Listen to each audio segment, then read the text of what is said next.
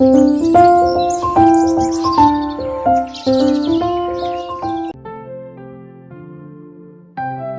दादी, आज माँ ने घर पर मोमोज बनाए थे, आपके लिए भेजे हैं, ये लीजिए।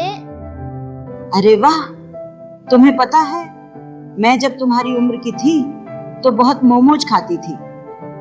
अरसा बीत गया, अब तो मोमोज खाए। आपको मोमोज कैसे लगे दादी? स्वादिष्ट हैं। चलो आज मोमोज खा रहे हैं तो तुम बच्चों को 2 मोमोज बेचने वालों की कहानी सुनाती हूँ, शंभू और बंसी की कहानी। नंदीपुर गांव में शंभू नाम का एक गरीब व्यक्ति रहता था। वो और उसकी पत्नी मोमोज बेचकर अपनी जीविका चलाते थे। उनका ठेला शंभू मोमोज वाला के नाम से बहुत मशहूर हो गया था और लोग दूर दूर से उनके चटपटे मोमोज खाने आते थे। वाह भैया, क्या मोमोज बनाते हो? ऐसे मोमोज तो पहले खाए ही नहीं। एक प्लेट से मन नहीं भरा, एक प्लेट और लगा दो भैया। एक दिन शाम को शंभू और उसकी पत्नी अपना ठेला लेकर मार्केट पहुंचे तो उन्होंने देखा कि वहां एक बंसी मोमोज वाला अपना ठेला लगाए खड़ा था और भीड़ भी अच्छी खासी थी। शंभू और उसकी पत्नी ये देख दंग रह गए। हे भगवान, ये क्या हो गया? ये कौन आ गया हमारे पेट पर लात मारने? अरे देखो, हमारे सारे ग्राहक उसके ठेले पर खड़े हैं। ऐसे तो हम कहीं के भी नहीं रहेंगे। तुम चिंता मत करो, ये सब लोग हमारे स्वाद के आदी हैं। ये ज्यादा दिन यहाँ नहीं टिकेगा। क्यों नहीं टिकेगा? आपको उसका बोर्ड दिखाई नहीं दे रहा? वो हमसे सस्ते मोमोज बेच रहा है। हमारी 40 रुपए एक प्लेट है और वो 35 रुपए की एक प्लेट दे रहा है। ओहो, यहाँ तो मेरा ध्यान ही नहीं गया। अब कर ही क्या सकते हैं? इससे जाते समय बात करेंगे। बंसी शंभू के मुकाबले 5 रुपए सस्ते मोमोज बेच रहा था, जिसकी वजह से शंभू के अधिकतर ग्राहक टूट गए। ओह, आज तो यहाँ सस्ते मोमोज मिल रहे हैं। चलो आज इसे आजमाते हैं। लगा दो भैया, हमारी भी एक प्लेट। रात होने तक शंभू अपनी लागत के पैसे भी नहीं निकाल पाया था। जब जाने का वक्त हुआ तो उसने बंसी से बात की। भाई साहब, ये मेरी जगह है। कई साल मेहनत के बाद मेरा धंधा जमा है और आपने आते ही मेरे आधे से ज्यादा ग्राहक बांट लिए। आपसे विनती है कि कहीं और जाके अपना ठेला लगा लें। दोनों यहाँ होंगे तो किसी एक ही का घर चलेगा। क्यों भाई, जो मुझसे कह रहे हो वो खुद क्यों नहीं करते? क्योंकि मैं यहाँ पहले से हूँ, आप अब आए हैं, इसलिए नैतिक तौर पर ये जगह मेरी हुई। अपनी नैतिकता अपने पास रखो। मैं यहीं धंधा करूंगा। तुम्हें जाना है या नहीं ये तुम्हारे ऊपर, मुझे कोई दिक्कत नहीं। अरे ये तो आप गलत कर रहे हो। जगह मेरी है तो धंधा भी मैं ही करूंगा। जगह तुम्हारी है? क्यों? तुम्हारा बाप छोड़कर गया था। सरकारी जमीन है, जितनी तुम्हारी उतनी मेरी। इस बात पर दोनों में विवाद हो जाता है। शंभू की पत्नी बीच बचाव करती है। चलिए, लड़ाई झगड़े का कोई फायदा नहीं है। हम मुखिया जी से इसकी शिकायत करेंगे। आप अभी घर चलिए। हम मुखिया? क्या सिर्फ तुम दोनों के वोट से मुखिया बना है जो शिकायत करोगे और वो तुम्हारी मान लेगा? जाओ, जहां शिकायत करनी है करो। अगले दिन सुबह शंभू और उसकी पत्नी मुखिया के घर जाते हैं और उन्हें सारा वाकया बताते हैं। मुखिया जी, आपको तो पता है, कई साल मेहनत के बाद अब धंधे में थोड़ा मुनाफा होने लगा था, लेकिन अभी एक सरफिरा पता नहीं कहां से आ गया और मेरा सारा धंधा चौपट कर दिया। बिल्कुल मेरे बगल में ठेला लगता है और मुझसे 5 रुपए सस्ते मोमोज बेचता है। अब ऐसे में मेरे सारे ग्राहक उसके पास जाने लगे। हम तो कहीं के नहीं रहे मालिक। अब आप ही उसे हटाने में हमारी मदद करिए मुखिया जी, नहीं तो हम भूखे मर जाएंगे। देखो शंभू, हर आदमी को धंधा करने का हक है, कल को तुम अपना काम छोड़कर खुद मुखिया का चुनाव लड़ने लगे तो मैं तुम्हें मना थोड़ी कर सकता हूँ। हम छोटे आदमी मुखिया कैसे बनेंगे मालिक? हम तो आपको वोट देते हैं ताकि कभी विपदा आए तो आप हमारी मदद करें। मैं इसमें तुम्हारी कैसे मदद कर सकता हूँ शंभू? वो मेरी अपनी जमीन पर तो ठेला नहीं लगाता। आपकी ना सही, लेकिन पंचायत की जमीन तो है ना, और पंचायत आप चलाते हैं, इसलिए आप उसे वहां से हटा भी सकते हैं। शंभू, पंचायत की जमीन पर गांव के हर आदमी का बराबर का हक है। मैं किसी का हक छीन नहीं सकता। तुम अपनी ये जिद छोड़ो और उसे हटाने का कोई और तरीका सोचो। हमारे पास अगर कोई और तरीका होता तो हम आपके पास क्यों आते मुखिया जी? वो तुमसे कम दाम पर मोमोज बेचता है तो तुम अपना रेट कम क्यों नहीं कर देते? कुछ दिन नुकसान ही सह लो, उसका ठेला नहीं चला तो अपने आप ही चला जाएगा। शंभू को ये आइडिया सही लगा। वो मुखिया को इस सुझाव के लिए धन्यवाद देता है और वहां से चला जाता है। जैसे ही शंभू ने अपना मोमोज का दाम कम किया, उसके सभी ग्राहक वापस आ गए और उसकी खूब बिक्री हुई। बंसी के पास उस दिन कोई ग्राहक नहीं आया। देखा भाग्यवान, कैसे खाली बैठा है। अगर कुछ दिन और ऐसे ही निकल जाएंगे तो ये अपने आप ही यहाँ से भाग जाएगा। हाँ, आखिर कब तक नुकसान सहेगा? नुकसान तो हमारा भी हो रहा है। दाम कम करने से हम सिर्फ अपनी लागत ही निकाल पा रहे हैं। तो हम लागत कम कर देते हैं ना? नहीं, लागत कम करेंगे तो गुणवत्ता पर असर पड़ेगा। मैं ऐसा हरगिज नहीं करूंगा। गुणवत्ता के आधार पर ही तो मेरा नाम बना है। अगले दिन जब शंभू और उसकी पत्नी अपना ठेला लगाने गए तो उन्होंने देखा कि बंसी ने अपने मोमोज का दाम और कम कर दिया है। ये तो हमें बर्बाद करके ही छोड़ेगा। हे भगवान, ये क्यों हो रहा है हमारे साथ? अब हम क्या करें? आज हम कुछ नहीं कर सकते।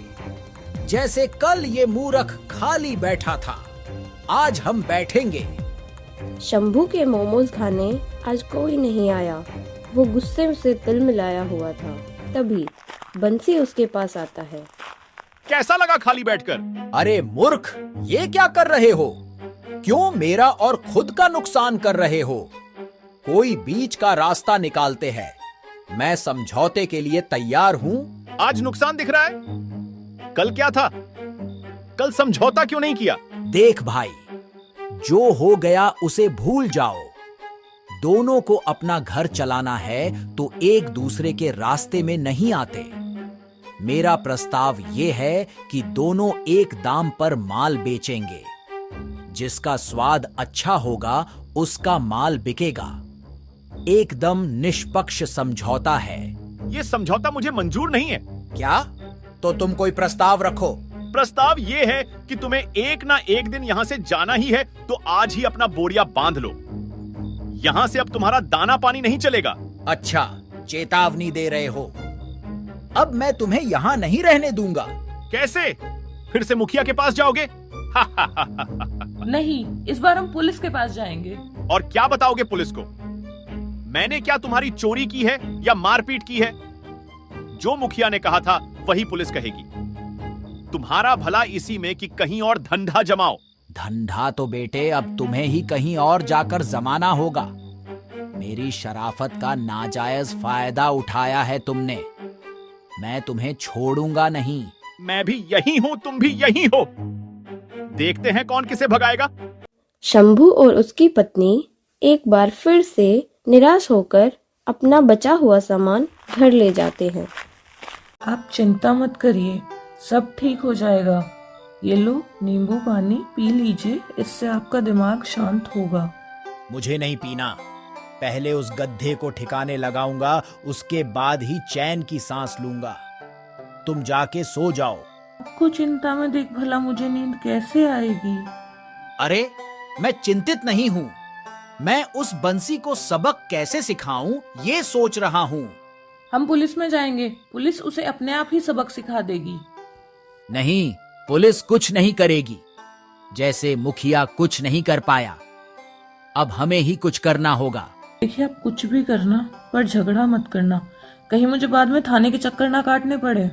नहीं, मैं ऐसा कुछ नहीं करूंगा। तुम देखना, बिना झगड़े ही मैं कैसे उसकी खटिया खड़ी करता हूँ। ऐसा क्या करोगे आप? कल हम अपना दाम कम कर देंगे। लेकिन इतने में तो हमें ही नुकसान है, कोई और उपाय नहीं है क्या? आज जो नुकसान हुआ उससे तो कम ही होगा ना।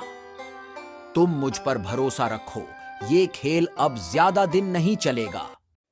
शंभू और उसकी पत्नी अपना दाम फिर से बंसी के दाम से 5 रुपया कम कर देते हैं। शंभू का ठेला आज ग्राहकों से घिरा हुआ था। वहीं बंसी एक बार फिर से खाली बैठा था। कोई नहीं बेटे, देखते हैं आखिर कब तक ऐसा करोगे। अब तो 2-2 हाथ हो ही जाएं। बंसी गुस्से से लाल हो गया और उसने शंभू को सबक सिखाने की ठानी।